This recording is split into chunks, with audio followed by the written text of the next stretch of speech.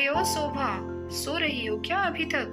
शोभा की जेठानी जोर जोर से चिल्ला रही थी घर के आंगन में खड़े होकर। शोभा तभी भागती हुई अपने कमरे से निकली और बोली, दीदी आ गई मैं। जेठानी बोली, तुम्हें रात में समझाया था कि सुबह जल्दी उठ जाना, तुम्हारी मुंह दिखाई की रस्म है। मैंने बोला, दीदी शादी की थकावट की वजह से सुबह आंख नहीं खुली।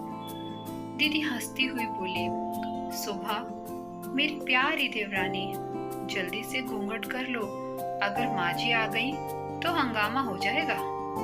मैंने घूंघट किया ही था तभी माँ जी वहां आ गई और कड़कड़ाती आवाज में बोली, चलो अब क्या यही सारी बातें करोगी तुम दोनों?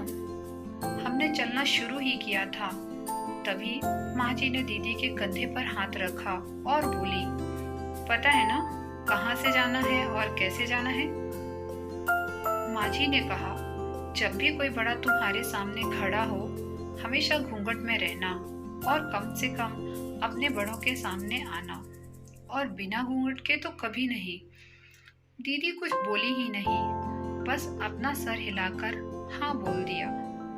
मैंने भी बस अपना सर हाँ में हिलाया। माँ जी के जाने के बाद मैंने दीदी से पूछा, कैसे निभाते हो आप? दीदी मुस्कुराई और बोली, मैं आपके जेठ जी से बहुत प्यार करती हूँ, इसलिए अभी तक चुपचाप सब चीजें निभा रही हूँ। मैं कुछ नहीं बोली और चुपचाप दीदी के साथ बाहर वाले कमरे में जाकर बैठ गई। तभी वहां पर एक पड़ोस की आंटी जी बैठी थी। वो बोली, ये कैसी बहू आई है, ससुर जी के सामने खड़े हैं और वह बैठी है, मुझे कुछ समझ में नहीं आया। बात संभालते हुए दीदी बोली, आंटी जी अभी नई बहू है, यहाँ के रीति रिवाज सीखने में थोड़ा समय लगेगा। एक साल यूं ही छोटी छोटी चीजों में बीत गया। फिर एक दिन मैं पंकज के साथ साड़ी लेने गई। पंकज का फोन आया और वो दुकान से बाहर बात करने चले गए। साड़ी की दुकान पर मैं बेधड़क होकर साड़ियां देख रही थी। तभी साथ में बैठे हुए अंकल जी खांसे। एक बार, फिर 2 बार, फिर 3 बार। मैंने साड़ी वाले भैया से बोला, भैया इन अंकल जी को पानी दे दीजिए, बहुत खांसी हो रही है इन्हें। अंकल जी भड़क उठे और बोले, क्या बदतमीज लड़की है ये, कुछ शर्म लिहाज है या नहीं?